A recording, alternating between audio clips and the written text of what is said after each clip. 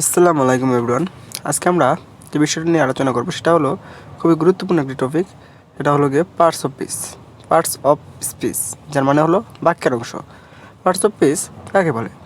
যে শব্দগুলো দ্বারা বাক্য গঠিত হয় সেই শব্দগুলোকে ইংরেজিতে পার্টস অফ স্পিচ বলে। অর্থাৎ যে বাক্যটা গঠিত হয় সেই বাক্যের যেই ওয়ার্ড বা যে শব্দগুলো থাকে এই শব্দগুলোকেই মূলত এক একটা পার্টস অফ স্পিচ বলে। এগুলো এক একটা পার্টস অফ স্পিচের অংশ। তো পার্টস অফ স্পিচ কত প্রকার? পার্টস অফ স্পিচ 8 প্রকার।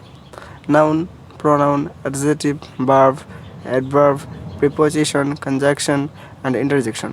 এগুলো বাংলা অর্থ যে আসে যায়, নাউন মানে হচ্ছে বিশেষ্য বা নাম বোঝায়, প্রোনাউন মিন্স সর্বনাম, অ্যাডজেক্টিভ মিন্স বিশেষণ, ভার্ব মিন্স ক্রিয়া, অ্যাডভার্ব মিন্স ক্রিয়া বিশেষণ, প্রিপোজিশন মিন্স প্রধানীয় অব্যয়, কনজাংশন মিন্স সংযোজক এবং ইন্টারজেকশন মিন্স হলো গিয়ে বিস্ময়সূচক অব্যয়। বিস্ময়সূচক বোঝায় আবেগ, এরকম অনেক কিছু রিয়াকশন বোঝায়।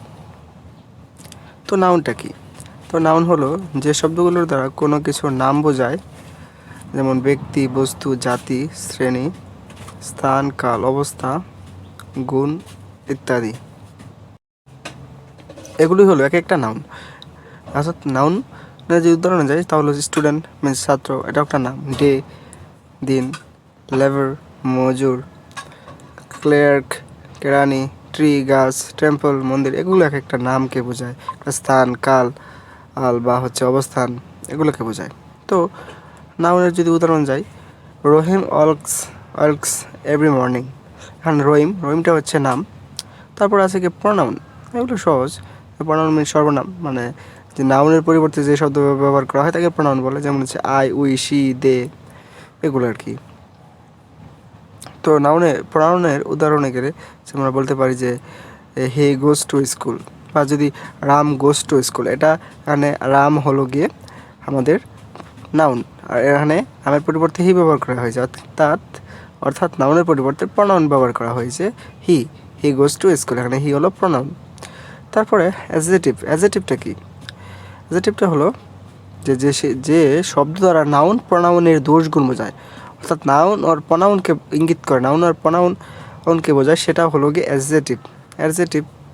এর উদাহরণ অর্থাৎ কী বোঝায়? দোষ গুণ, অবস্থা, সংখ্যা, পরিমাণ। অর্থাৎ নাউন প্রনাউনের দোষ গুণ, অবস্থা আর সংখ্যা, পরিমাণ, এগুলো বোঝায়। উদাহরণ যদি দেয় নাইস, রিপ, ব্রাভো, ট্রিপ, হনেস্ট, ফলস ইত্যাদি। অর্থাৎ নাউন আর প্রনাউনকে ইঙ্গিত করে বোঝাবে দোষ গুণ, অবস্থা, এরকম। তো বার্বটা কি? বার্বটা আমরা সবাই জানি।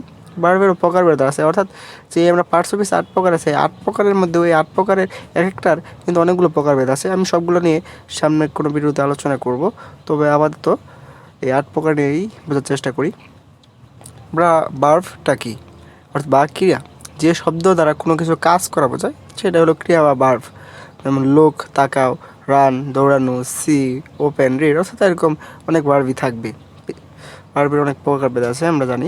তো অ্যাডভার্বটা কি? অ্যাডভার্ব হলো যে শব্দ দিয়ে অ্যাডজেক্টিভ ও ভার্বের গুণ প্রকাশ করে। অ্যাডজেক্টিভ ও ভার্বের গুণ প্রকাশ করবে। ওকে, আমি মনে হচ্ছে আফটার, এগেন, বিফোর, নাও, নেভার, মোর।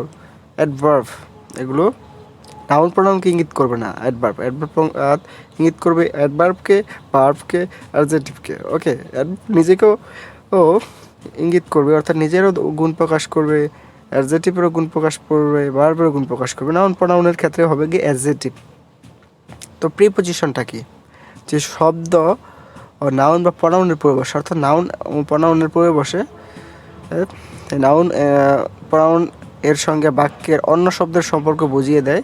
অর্থাৎ নাউন এবং প্রোনাউনের এর পূর্বে বসবে এবং নাউন এবং প্রোনাউনের সঙ্গে বাক্যের অন্য শব্দের সম্পর্ক তৈরি করবে। যেমন হচ্ছে in, on, into, over, above to, এরকম অনেক প্রিপোজিশন আছে। তারপর আছে ইন্টারজেকশনটা কি? যে শব্দ দ্বারা দুঃখ, আনন্দ, ঘৃণা, লজ্জা, বিস্ময় ইত্যাদি আবেগ প্রকাশ করবে। দুঃখ, ঘৃণা, আনন্দ, বিস্ময়, এরকম কিছু। যেমন ওয়েল ডান, গুড বাই, তারপর হচ্ছে হুররে, ব্রাভো, এরকম ইন্টারজেকশনের উদাহরণ। তারপর হচ্ছে কি কনজাংশনটা কি? যে ওয়ার্ড দুটি শব্দ বা বাক্যকে সংযুক্ত করবে। অর্থাৎ কনজাংশন মিন কনজাংশন মিনস হলো গিয়ে আমার কনজাংশন মিনস হলো গিয়ে কি সংযোজক। সংযোজক যেমন and, but, if, then, so, because এগুলো কিন্তু সংযোজক হিসেবে কাজ করে। আমরা যদি উদাহরণে যাই সংযোগের বা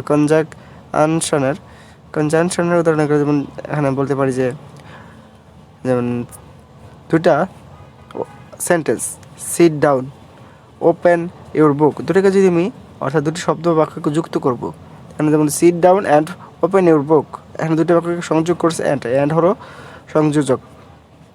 তো যেখানে আরেকটা উদাহরণ যদি আমরা যাই, যেমন দুটি বাক্য আছে, রহিম ইজ আ বয়, তারপর আছে যে তিথি ইজ আ গার্ল। তো দুটাকে সংযোজক বা কনজাংশন হিসেবে যেটা কাজ করছে সংযোজক হিসেবে, সেটা হলো পার্ট। যেমন Rahim is a boy but Tithi is a girl. তো আশা করি ভিডিওটা কাজে লাগবে আপনাদের।